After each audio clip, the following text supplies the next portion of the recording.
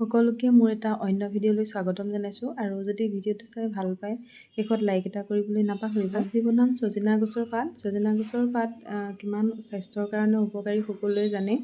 Pressure sugar এইবোৰ সকলোৰে কাৰণে ভাল। আৰু এয়া মই মগু দালি বইল কৰি লৈছোঁ। তাতে বইল কৰি লৈ ইয়াতে তেলত দিলোঁ পাঁচফোৰণৰ শুকান জলকীয়া, তাৰপিছতে ছজিনা পাতখিনি দি অকণমান সময় নিমখ দি ভাজিলোঁ। অকণমান জহি যোৱাৰ পিছতে মগু দাইলখিনি দি দিলোঁ আৰু এনেকৈ ইয়াত তৰকাৰী মোৰ হৈ গ'ল। আৰু এইফালে মই চাটনি এখন ঠিক কৰিব লৈছিলোঁ। চাটনিখনত আছিলে নাৰিকল, বাদাম, নহৰু 3 ফুটা দিলোঁ, তাৰপিছতে জলকীয়া আৰু তেতেলী, অকণমান নিমখ দি এইখিনি চাটনি কৰি ল'লোঁ। আৰু আনফালে মই ডিম আৰু নৰসিংহ জোল বনাবলৈ ধৰিছোঁ।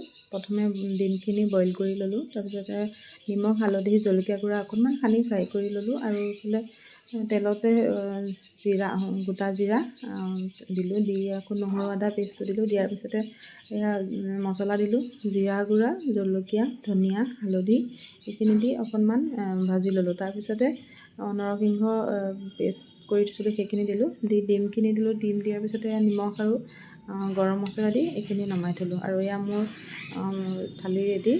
প্ৰথমে দালিখিনি বাতিত বাঢ়ি লৈছোঁ আৰু এয়া ডিমৰ জোলখিনি, তাৰপিছতে অকণমান চাটনি আছিলে আৰু এখন পাপৰ ফ্ৰাই কৰি ল'লোঁ।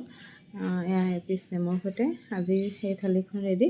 আৰু মোৰ ভিডিঅ'টো চাই কেনেকুৱা পায় জনাবলৈ নাপাহৰিব। শেষত ভিডিঅ'টো চোৱাৰ বাবে সকলোকে ধন্যবাদ জনাই পুনৰ এটা নতুন ভিডিঅ'ত লগ পোৱাৰ